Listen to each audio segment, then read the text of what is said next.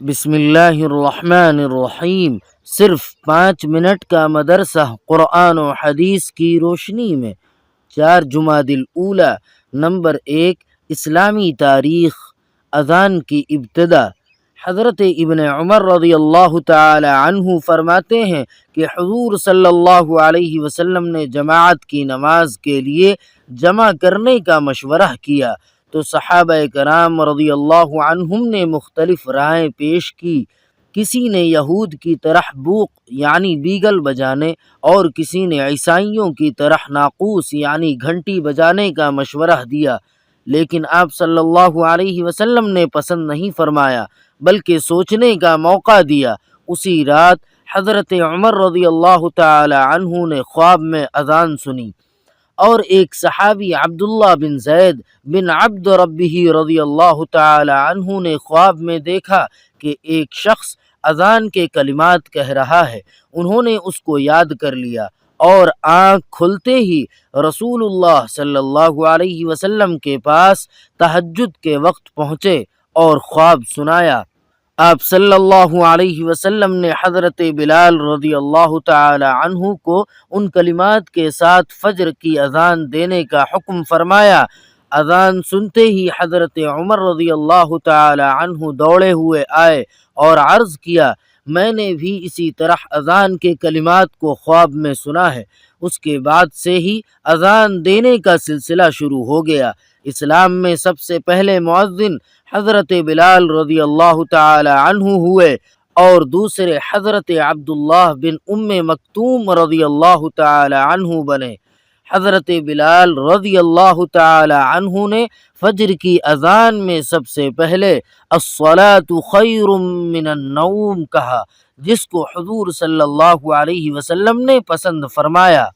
Number 2، حضور صلی اللہ علیہ وسلم کا معجزہ۔ حضرت عمر رضی اللہ تعالی عنہ کے حق میں دعا۔ رسول اللہ صلی اللہ علیہ وسلم نے حضرت عمر رضی اللہ تعالی عنہ کے لیے دعا فرمائی کہ اے اللہ، عمر بن خطاب کے ذریعے اسلام کو عزت و بلندی عطا فرما۔ چنانچہ ایسا ہی ہوا کہ اللہ تعالی نے اسلام کو حضرت عمر رضی اللہ تعالی عنہ کے ذریعے وہ بلندی اور شوکت عطا فرمائی کہ دنیا اس کا اعتراف کرتی ہے۔ نمبر 3، ایک فرض کے بارے میں، نماز چھوڑنے پر وعید۔ رسول اللہ صلی اللہ علیہ وسلم نے فرمایا، نماز کا چھوڑنا آدمی کو کفر سے ملا دیتا ہے۔ ایک دوسری حدیث میں آپ صلی اللہ علیہ وسلم نے فرمایا، ایمان اور کفر کے درمیان نماز چھوڑنے کا فرق ہے۔ نمبر 4، ایک سنت کے بارے میں، بجلی کڑکنے اور بادل گرجنے کے وقت کی دعا۔ رسول اللہ صلی اللہ علیہ وسلم جب بجلی کی کڑک اور بادل کی گرج سنتے تھے تو یہ دعا پڑھتے تھے، اللہم لا تقتلنا بغضبک ولا تہلکنا بعذابک وعافنا قبل ذلک۔ ترجمہ، اے اللہ، ہمیں اپنے غصے کی وجہ سے قتل نہ کرنا اور اپنے عذاب سے ہمیں ہلاک نہ کرنا، بلکہ ہمیں اس سے پہلے عافیت دے دے۔ نمبر 5، ایک اہم عمل کی فضیلت، مومن کا عیب چھپانا۔ رسول اللہ صلی اللہ علیہ وسلم نے فرمایا، جو مومن اپنے بھائی کے کسی عیب کو چھپائے گا تو اللہ تعالی اس کی وجہ سے اس کو جنت میں داخل فرمائے گا۔ نمبر 6، ایک گناہ کے بارے میں، برے اعمال کی نحوست۔ قرآن پاک میں اللہ تعالی فرماتا ہے، خشکی اور تری یعنی پوری دنیا میں لوگوں کے برے اعمال کی وجہ سے ہلاکت و تباہی پھیل گئی ہے، تاکہ اللہ تعالی انہیں ان کے بعض اعمال کی سزا کا مزہ چکھا دے تاکہ وہ اپنے برے اعمال سے باز آ جائیں۔ نمبر 7، دنیا کے بارے میں، دنیاوی زندگی دھوکہ ہے۔ قرآن پاک میں اللہ تعالی فرماتا ہے، دنیاوی زندگی تو کچھ بھی نہیں، صرف دھوکے کا سودا ہے۔ فائدہ، جس طرح مال کے ظاہر کو دیکھ کر خریدار پھنس جاتا ہے، اسی طرح دنیا کی چمک دمک سے دھوکہ کھا کر آخرت سے غافل ہو جاتا ہے۔ اسی لیے انسانوں کو دنیا کی چمک دمک سے ہوشیار رہنا چاہیے۔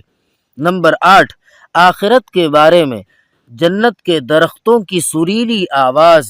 رسول اللہ صلی اللہ علیہ وسلم نے فرمایا، جنت میں ایک درخت ہے جس کی جڑیں سونے کی اور ان کی شاخیں ہیرے جواہرات کی ہیں۔ اس درخت سے ایک ہوا چلتی ہے تو ایسی سریلی آواز نکلتی ہے جس سے اچھی آواز سننے والوں نے آج تک نہیں سنی۔ نمبر 9، طب نبوی سے علاج، دعائے جبرائیل سے علاج۔ حضرت عائشہ رضی اللہ تعالی عنہ بیان کرتی ہیں کہ جب رسول اللہ صلی اللہ علیہ وسلم بیمار ہوئے تو حضرت جبرائیل علیہ السلام نے اس دعا کو پڑھ کر دم کیا: بسم اللہ یبریک ومن کل داء یشفیک ومن شر حاسد اذا حسد وشر کل ذی عین۔ نمبر 10، نبی صلی اللہ علیہ وسلم کی نصیحت۔ رسول اللہ صلی اللہ علیہ وسلم نے فرمایا، برکت کھانے کے بیچ میں اترتی ہے، تم کنارے سے کھایا کرو، کھانے کے بیچ سے مت کھایا کرو۔ سبحان ربک رب العزت عما یصفون وسلام علی المرسلین والحمد للہ رب العالمین۔